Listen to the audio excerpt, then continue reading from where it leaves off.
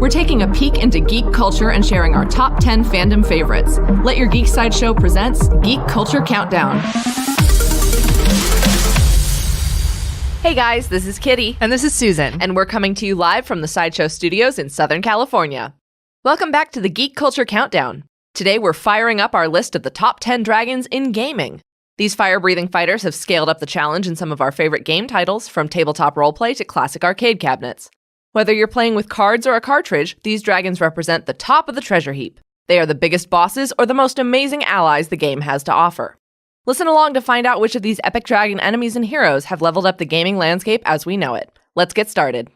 Okay, so this list was absolutely necessary, mostly to save us from the wrath of some of our listeners who probably noticed some notable exceptions in the first Dragons Countdown. Right, and to be fair, there were even more dragons than made it onto this gaming list as well. Absolutely. Apparently, we all love our dragons. And yeah, mythology and pop culture just loves dragons. I mean, I had really wanted Spyro and Charizard and some other characters to be on that first list, but then I realized there were so many, and then I was like, oh, duh, but there's the whole Dungeons and Dragons game. Right, and then, there's so many other, like, fantasy role-playing games, not only tabletop, but also in video games as well, so we had to cover some of those. Yeah, so we had to separate it out into a different list, but I think this one is really good thematically because we do get to see a lot of the ways that these dragons are used in games as enemies, as the final boss, as the treasure hoard kind of deal. But also, it's kind of fun because a lot of these dragons as well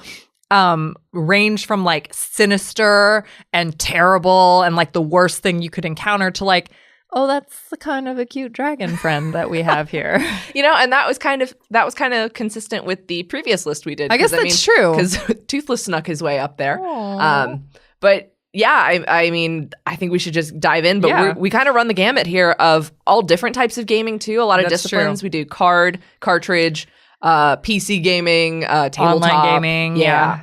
All right, so let's just start. Number 10 on our list is the Ender Dragon from Minecraft. The Ender Dragon is the first boss found in the End, which is a dimension of Minecraft.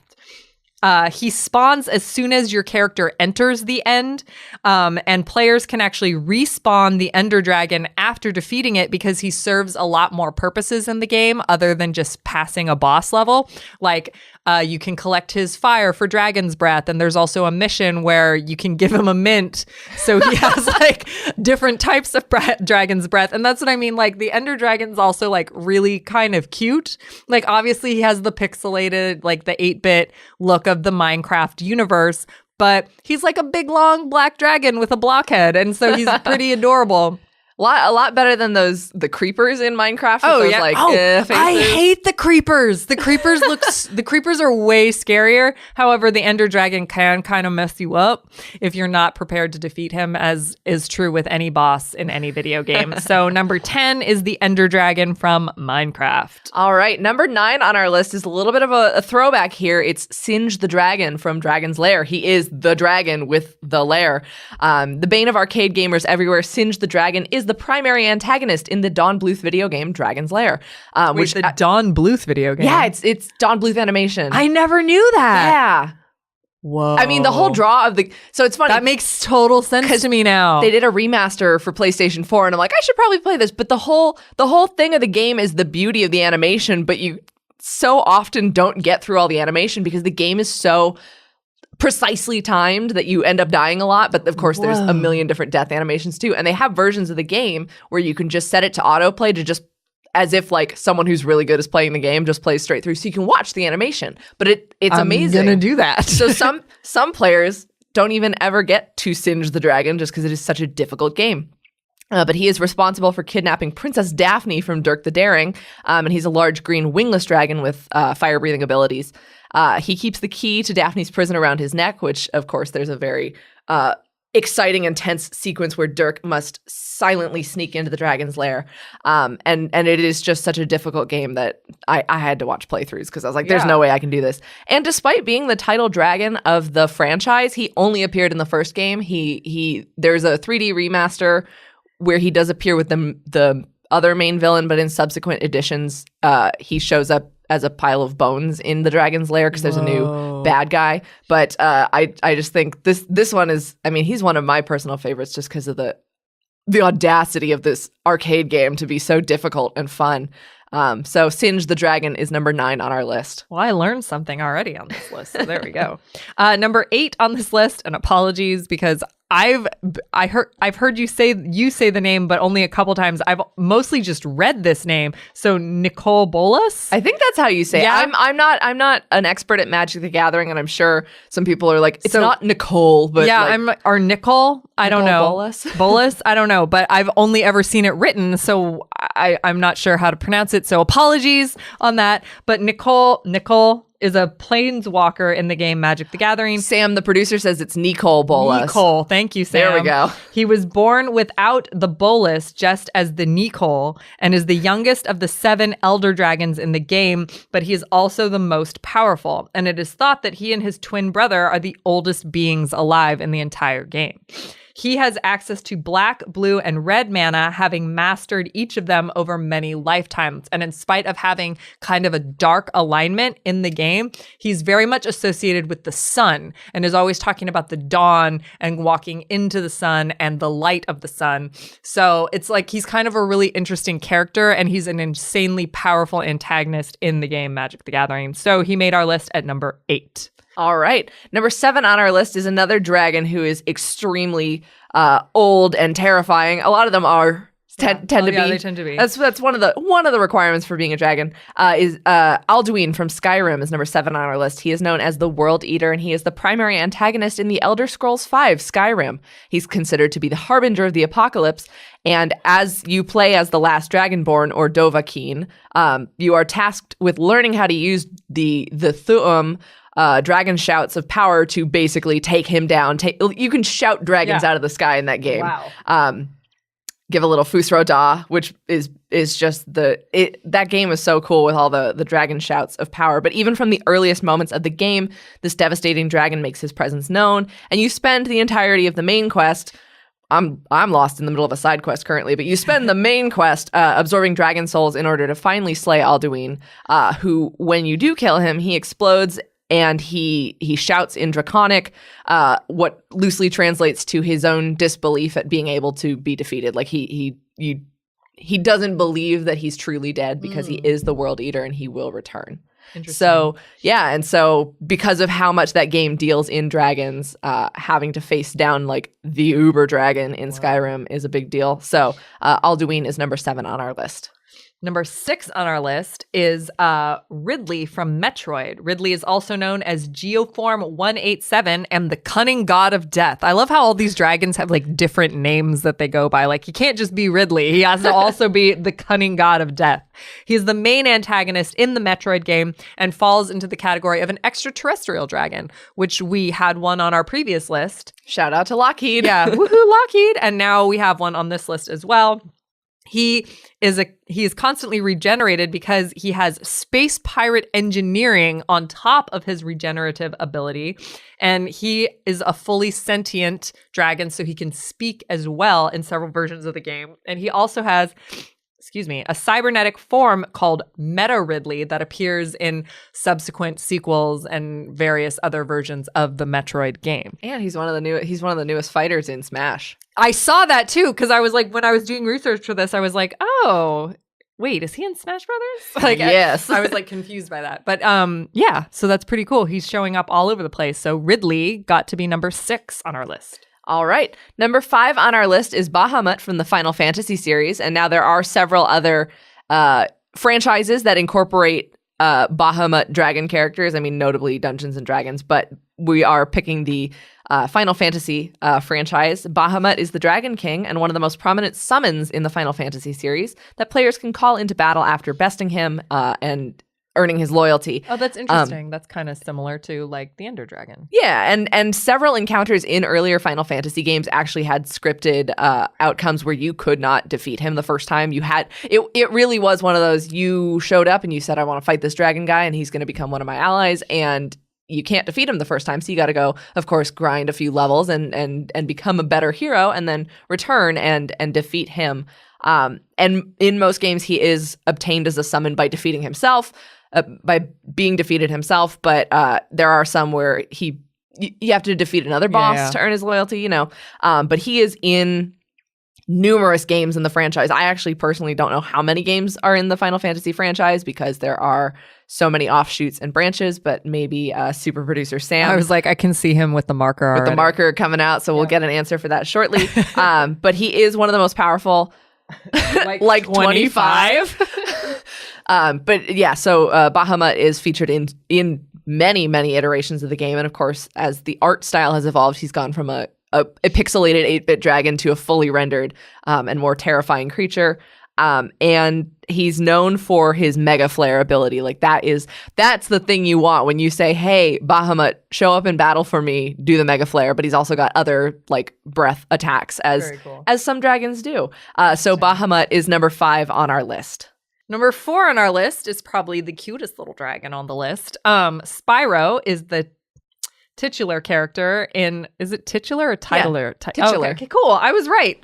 I questioned myself. I shouldn't have done that. Don't doubt yourself. Yeah, Spyro is the titular character in the Spyro the Dragon video games. He has a Firefly sidekick named Sparks. They have known each other since they were eggs, which I think is adorable. I don't know why I needed to mention that, but I did. It's important. Sparks also shows you Spyro's health a lot of times when you're walking around. You can see his color. But anyway, Spyro has to travel around the dragon world in order to defeat the nasty narc and rescue his fellow dragons and recover their treasure for them. So he's kind of like the dragon helper of all the dragons, and he's really sweet. He's also sassy. He's very sassy. So fun fact that I learned that I actually didn't know before doing research for this podcast, the voice of Spyro the Dragon was Carlos Alazraqui, who voiced Rocco on Rocco's Modern Life. Really? Yeah. I thought that was a cool little fun fact. So there you go.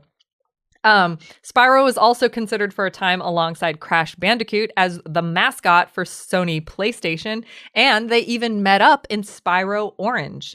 So I thought that was also a fun little fact as well. And Spyro is also considered by Games Radar and several other game websites to be the most relatable mythical creature of all time because of the fact that he wants to like help his friends, but he's also like he's very sassy and like he's very like his own being, like he does, like you can, because of his open-ended world, you can take as long as you want to like do your missions, but also and they just came out with that beautiful remastered edition. It looks so pretty. So yeah, that's how Spyro wound up number 4 on our list. All right, number 3 on our list is back to guys with umpteen different names who are like basically world enders. Number 3 on our list is Deathwing from World of Warcraft. So Deathwing the Destroyer, which isn't even his, because he's Deathwing and Deathwing the Destroyer. He had another name that I forgot to. Oh no, I didn't forget to write it down. Neltharion.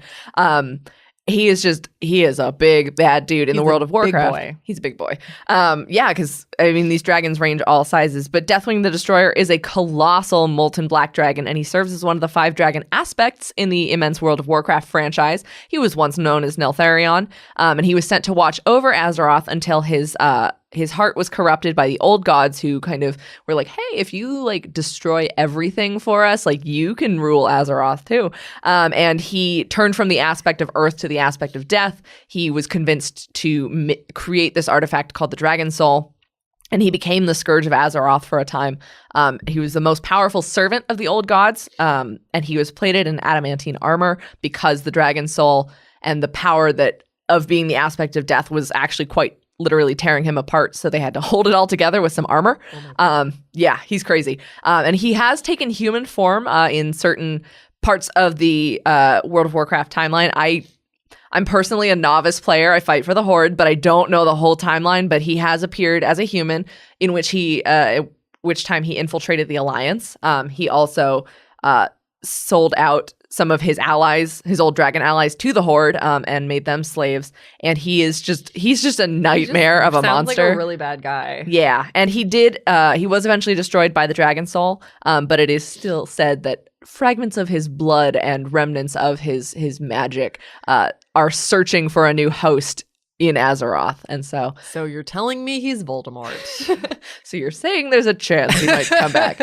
So Deathwing he's just Deathwing the Destroyer breaker of chains, ender of worlds. I know. God, who knows what. He is number 3 on our list. Well, I'll see you one Deathwing, and I'll raise you a Tiamat. So Tiamat is the dragon from Dungeons & Dragons. In fact, Forbes magazine called this dragon the most fearsome in the history of Dungeons & Dragons. Tiamat is a supremely powerful 5-headed female dragon who, at least in the 5th edition of the game, has the chaotic evil alignment. She has had lawful evil in the past, I think in the 3rd edition. However, she did evolve into full chaotic evil, which basically means she's the baddest of the bad. You can't predict what she's going to do, and she'll do whatever she wants no matter what. She's got 5 heads. She does have 5 heads.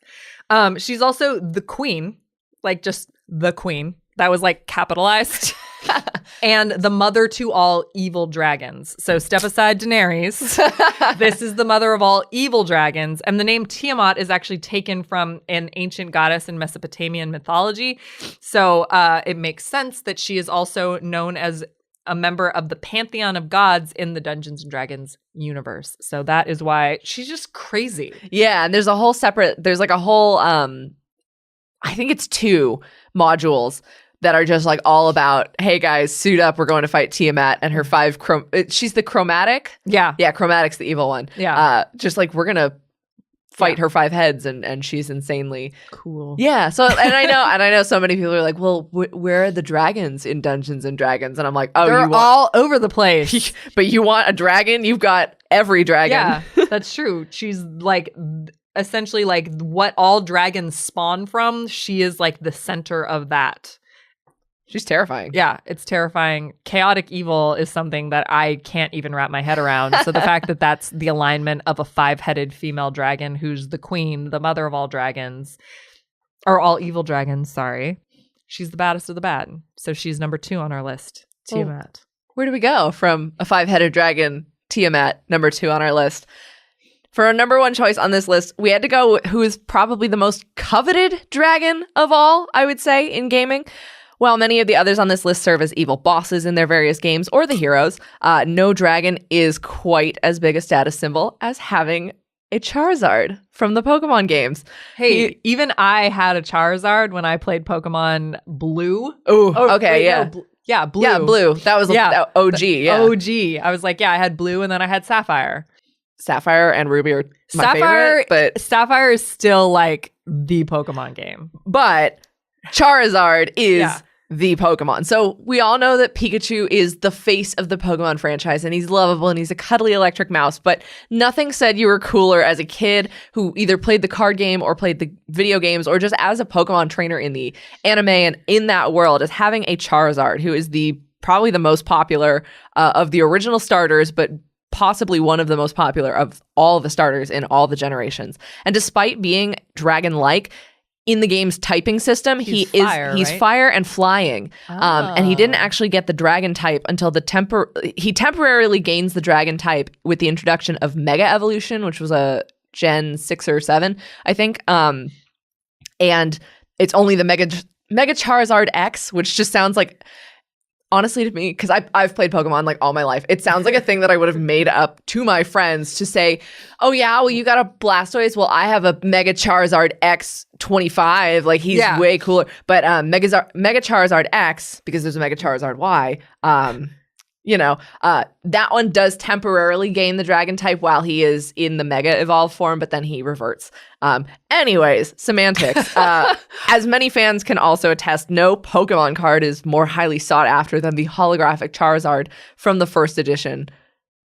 Yeah, producer Sam says any card with Charizard on it is instantly expensive. When I worked at the comic book store, we had so many people asking, do you have the holographic Charizard? Do you have the holographic Charizard? Because that is the holy grail of the original base set Pokemon cards. Yeah, there are some that are even more exclusive because they were only given out in limited numbers at events, and those are usually Pikachu cards. Yeah. But anyone off the street probably knows holographic Charizard card. So this is... because also training up a Charizard is a feat in itself. He's not a boss to defeat, but he is an achievement. He's a status symbol in the games. Red has a Charizard that you have to fight when you become the league champion and stuff. And so it's just everywhere you turn, Charizard is the symbol of the coolest, highest achievement in the Pokemon franchise. And I know that they've added hundreds and hundreds and hundreds more Pokemon, but you have to go back to the original 151. And if you had a Charizard, you were cooler than everybody else. So Charizard is number 1 on our list. Fair. I mean, you've convinced me. Thank and you. Charizard. Yeah. Oh my goodness. But there are so many. I love how these dragons are used as, I mean, with, I think notably, Spyro is the one that is like, you are the dragon. Yeah, you are the dragon. But besides that, these are the ultimate bosses or allies. Allies with Bahamut and Charizard and stuff. But it's clear that whether we're in Metroid with like a sci-fi extraterrestrial dragon or just the epic sword and sandal of World of Warcraft, it's just these dragons are such an integral part of our imagination when we play these games. And Absolutely. I think that's really cool. And Charizard, for our number 1 spot, we choose you. So to recap our list, number 10 is the Ender Dragon from Minecraft. Number 9 is Singe the Dragon from Dragon's Lair. Number 8 is Nicole Bolas from Magic the Gathering. Number 7 is Alduin from Skyrim. Number 6 is Ridley from Metroid. Number 5 is Bahamut from Final Fantasy. Number 4 is Spyro from Spyro the Dragon. Number 3 is Deathwing from World of Warcraft. Number 2 is Tiamat from Dungeons & Dragons. And number 1 on our list is Charizard from Pokemon. So was this list of dragons totally on fire, or did we crash and burn? If we missed someone that you think should be on the list, be sure to check out our blog and send us your opinions at podcasts@geeksideshow.com. For even more of our favorite legendary lizards, be sure to check out our previous Geek Culture Countdown, where we counted down the top 10 dragons in cinema, literature, and television. And that was our top 10 dragons in gaming. Do you enjoy the Geek Culture Countdown? We are proud to bring you pop culture content completely ad-free, but that doesn't mean we don't need your support to help keep us going. Please take a moment to leave us a 5-star review on iTunes, Spotify, or your favorite podcasting platform and help spread the word about our podcast. We welcome fan feedback. Email us at podcasts@sideshow.com with your thoughts and suggestions for how we can make our shows even better. Plus, tune in for our other pop culture podcasts. See your favorite comic and film characters evolve across 2 generations in the bi-weekly Then and Now podcast. Hear exclusive interviews with celebrities and pop culture industry leaders as they let their geek side show in Look Who Showed Up. Then get all the latest pop culture news with our daily briefing, a 2-minute breakdown of all the biggest geek headlines perfect for your Alexa or Google News briefings. We wouldn't exist without your continued support. Thank you for listening, and don't forget to let your geek side show.